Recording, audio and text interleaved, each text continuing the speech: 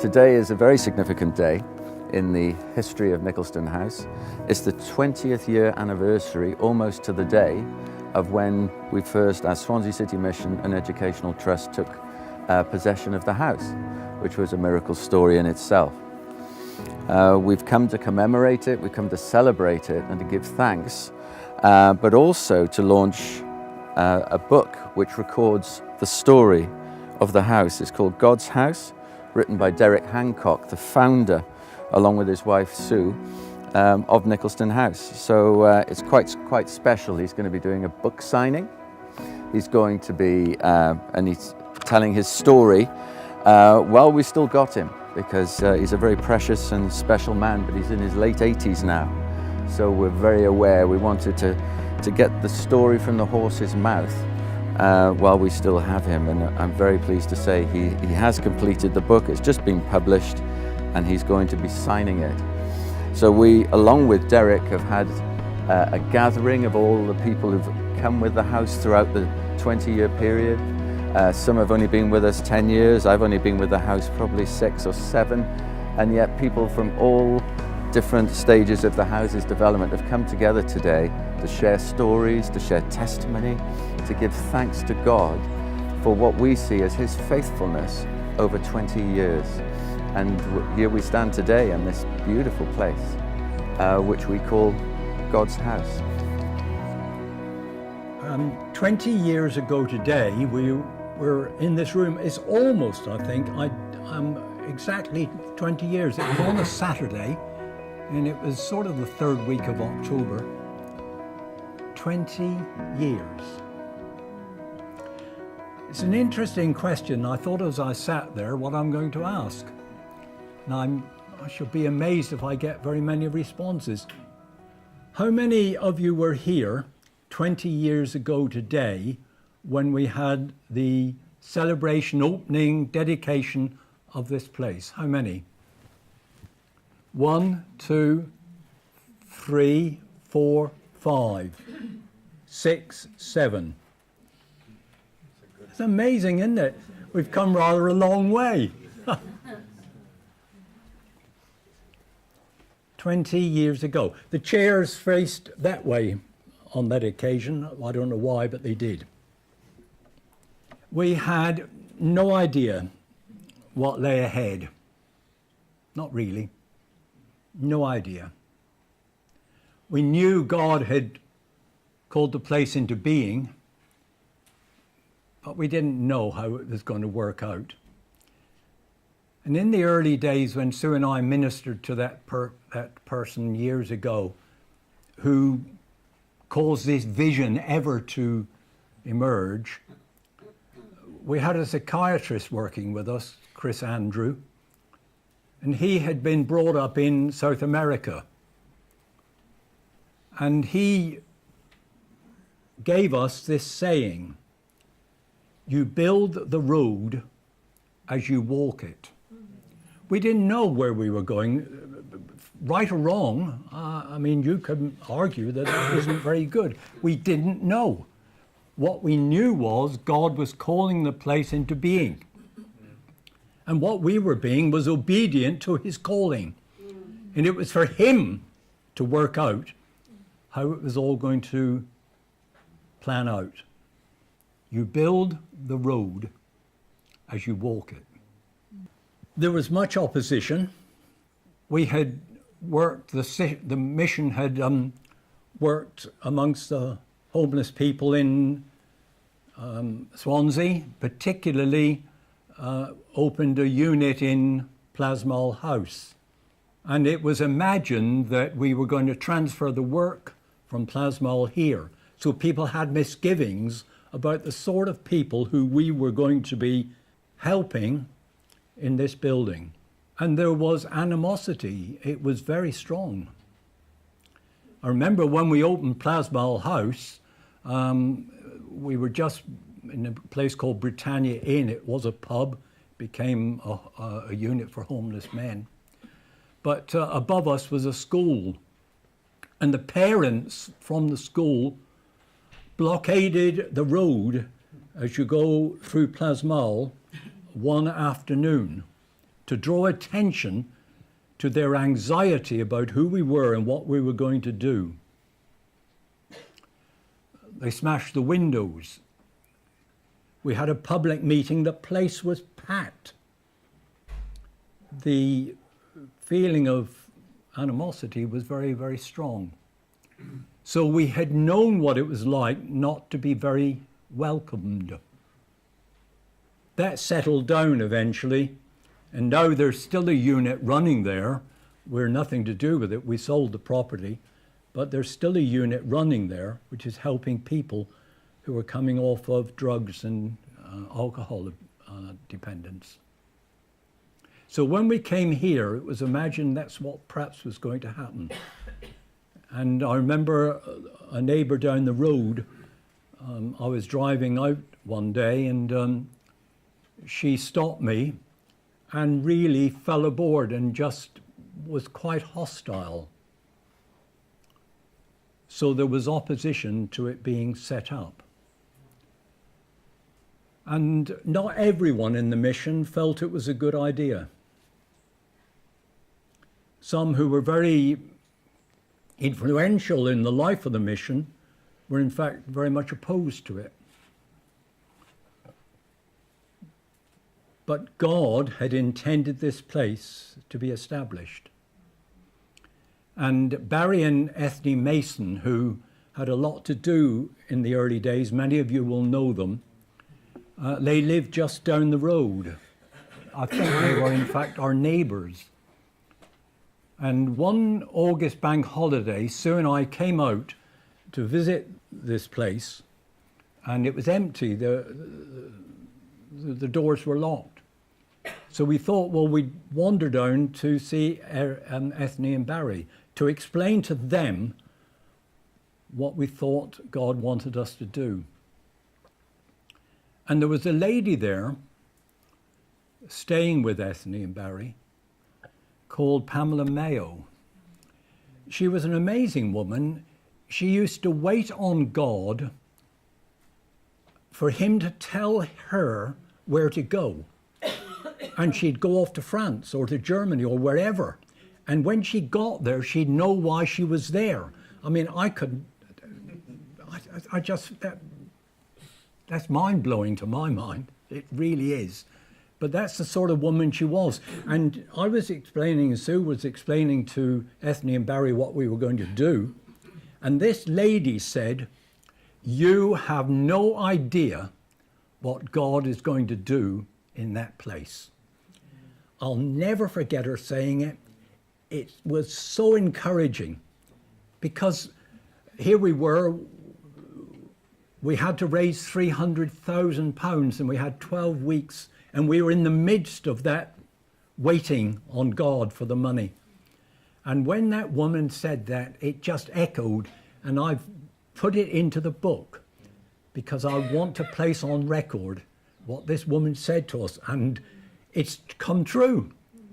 And I want to say to you that are carrying on after I go and leave you, you've no idea what God can do. No idea at all. You can set your plans, and so you should, but the dependence on God for what his intention is what matters more than anything.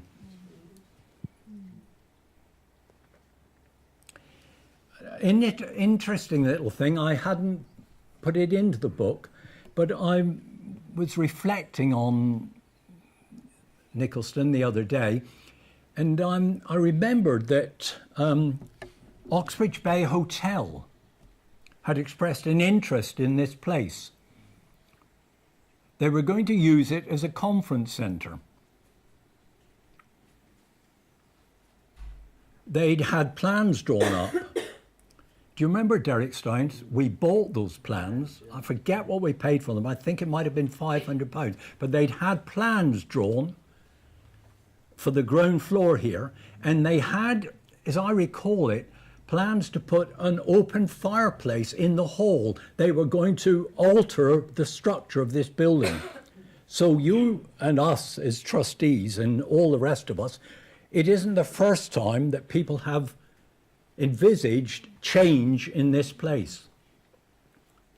And so they had agreed a price with the owners for £330,000. And the contracts were being drawn up for the purchase. And when they did their searches with the local authority, they discovered that there was a planning condition placed upon this building that functions had to cease by 10:30. They withdrew their offer. Now, is that a coincidence, or is that part of God's dealing with this place? Numbers of you here will know much of the story of this place. Many of you will know quite a lot about it. But it was felt that I should write a record of God's faithfulness before I go off to meet him, as one day I believe I will. And so will you. And so that record, it was felt, should be put into writing so that it's plain for everyone to know and to see what happens. Because so many of us, all of us, one day will be gone, and this place in the mercy and providence of God will still be running. And there will be on record a record of what God did to bring this place into being. That's why the booklet, it's hardly a book. So don't expect to sit down and read it for sort of 3 or 4 days. Give yourself about 3 or 4 minutes. But it is a record of what God has done in this place. So we're doing 2 things today. We're celebrating that 20 years ago, this place became a center for God's use. 20 years ago today. Jeff Waggett, who's going to speak to us in a little while, was the guy that spoke on that occasion. The booklet is a factual account of what God has done.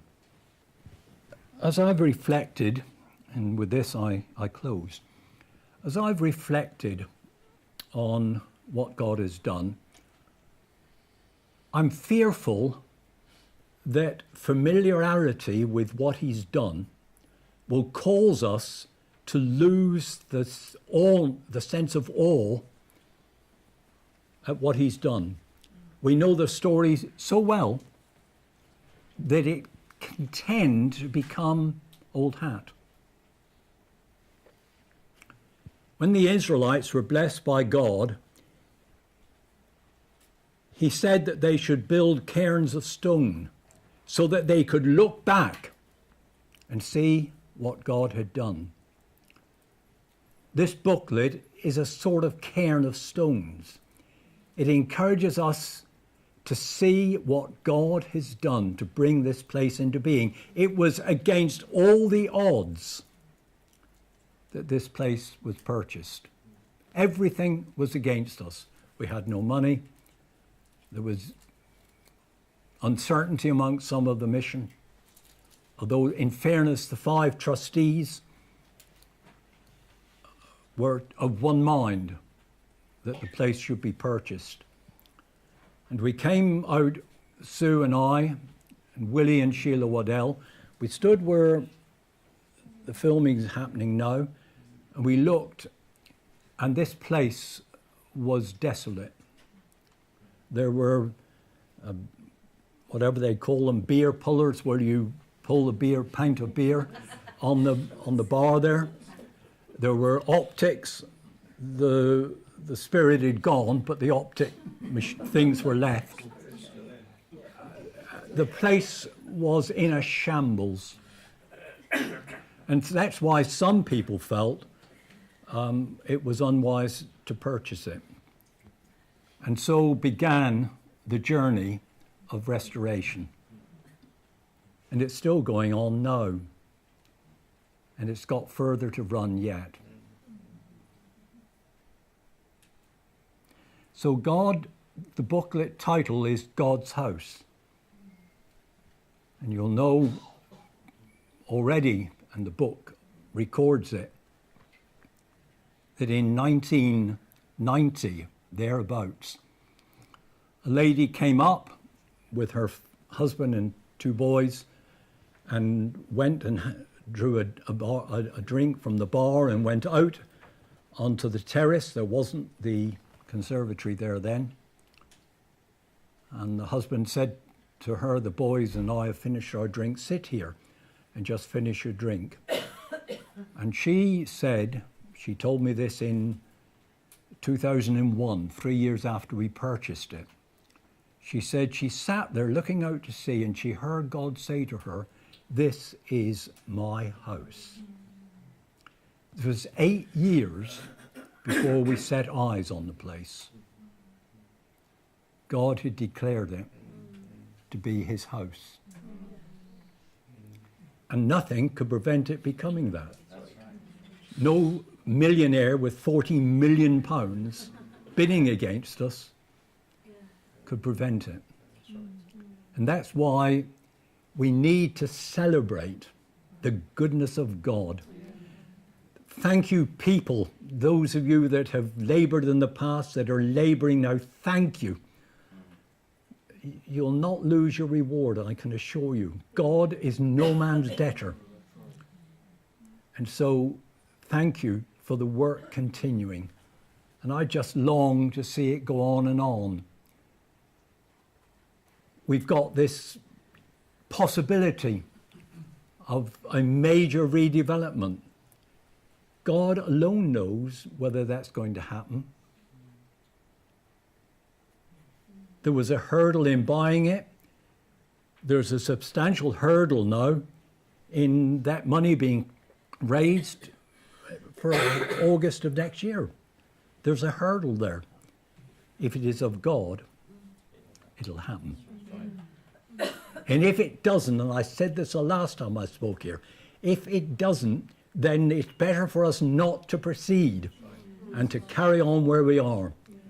We need just to be in line with what God wants and not what any of us think. So I thank you for attending.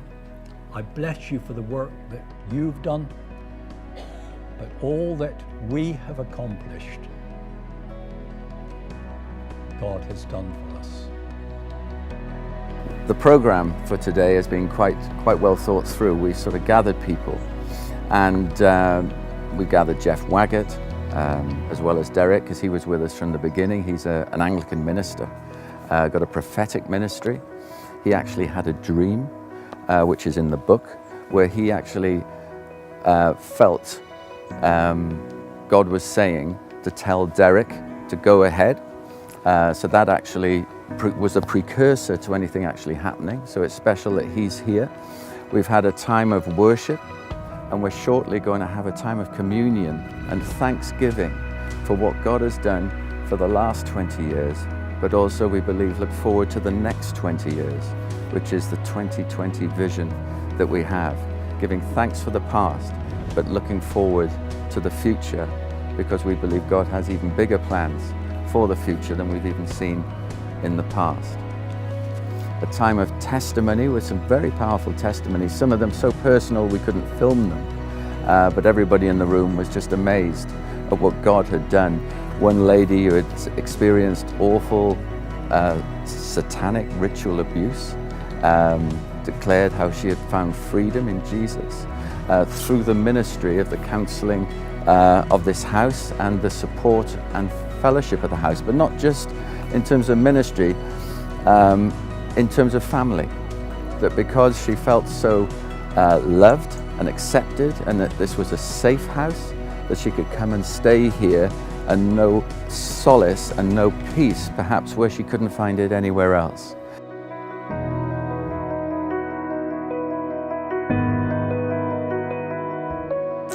Nicholaston House has been an absolute gift to us. When I was first invited to come and lead a prophetic art retreat for a whole week, I was absolutely overjoyed. It was an answer to a prayer. My husband and I have run prophetic art workshops for 1 day, 2 days, 3 days, and everyone was asking for more. Doesn't matter how long you do it for, they want more. So it's just been such a privilege to come, and it's one of my happy places.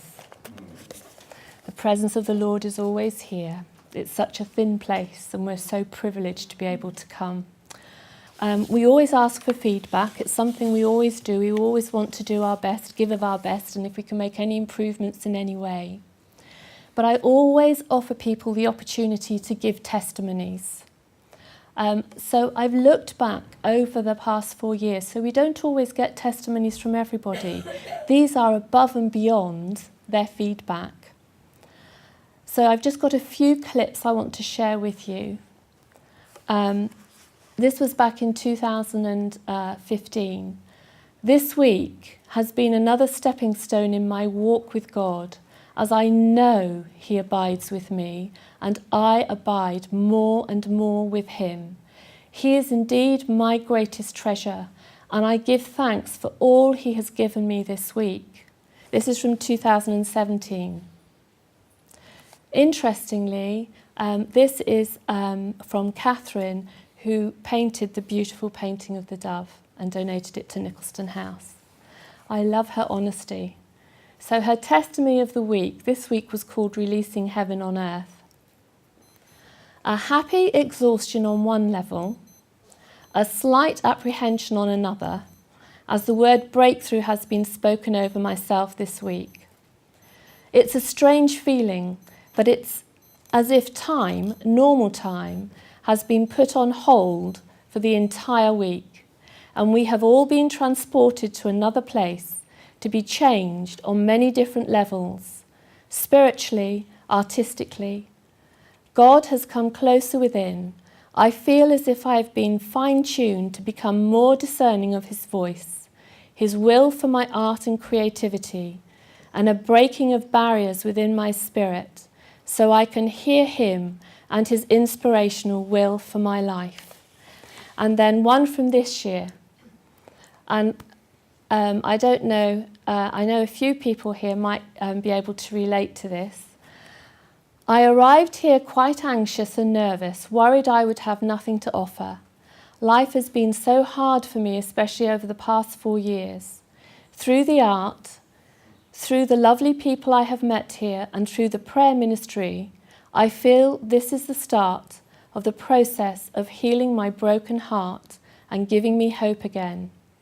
My eyes have been opened to see and to hear God again.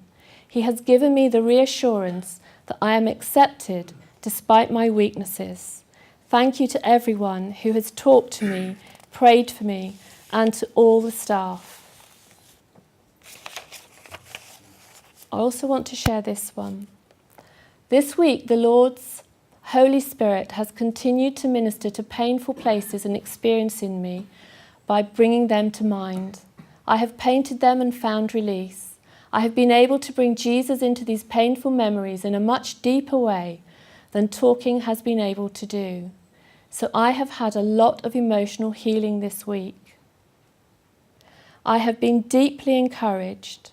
I have found everything very helpful, altogether worth braving my nervous anticipation. And one thing I love about Nicholaston House is you can come here on your own, and maybe the first time this is how you feel, but by the end of the second day you can be assured everybody's got new friends. Well, it's a real honour for me to be able to come and share today. Nicholaston House is my most favourite retreat centre. I've been coming here for over 18 years, and I believe I'm right in saying that when I came in August 2018 to the Prophetic Art Week, it was my 20th visit.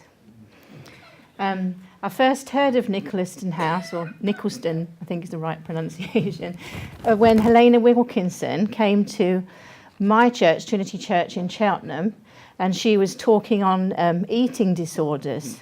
I really vividly remember my first visit here. I fancied to come somewhere that was by the sea.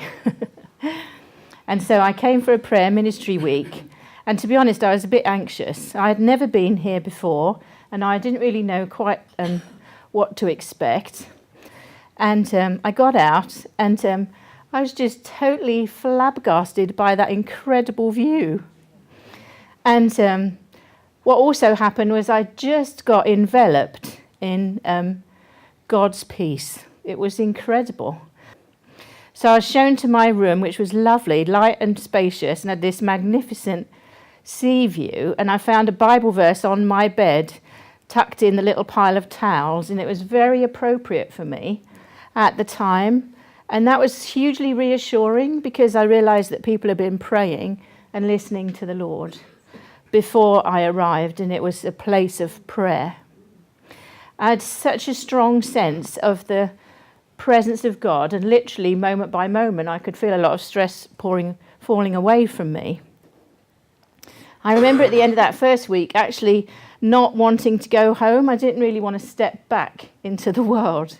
It had been such a special time of love, peace, healing, communion with the Lord, and I'd just been ministered to so tenderly.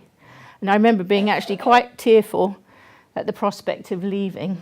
And in those early days, I think I came 2 or 3 times a year, sometimes for ministry, sometimes for a themed week, and sometimes just to hang out with Jesus whilst enjoying this beauty of his creation. And I love to walk along Oxwich Beach and pick up the seashells, or walk up the side of the hill past the little tiny old chapel on the grave with the little graveyard. I just wanted to say that I realised that this is a new chapter on the horizon of Nicholaston House, and after I'd had a chance to pray with Jeff and Lorraine last time, I've carried on praying, and that really excited me. I just want to say that I think God has incredible plans for this place, that he's going to continue to bless, to heal, to equip, to minister, to refresh the weary and provide respite, and to bring revelation and fresh vision to those who come to commune with him and rest in his presence. I felt he said to me very clearly that he's going to expand the place of your tent and extend the ministry of this place to overseas. I believe that people are going to come from far and wide, not just from the UK. He gave me Habakkuk 2:2-3 about write the vision, make it plain on tablets, and he may run who reads it, but the vision is yet for an appointed time. And I sense that now is the appointed time for Nicholaston House, and the vision is currently being revealed.